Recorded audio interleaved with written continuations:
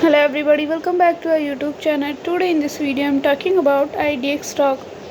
In this video I'm talking about stock pros and cons and technical analysis and latest news about it.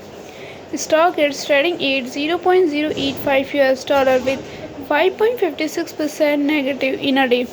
We can easily see stock was volatile for a day. The volume of stock was recently not all-time high, so the fundamental stock is not better for today.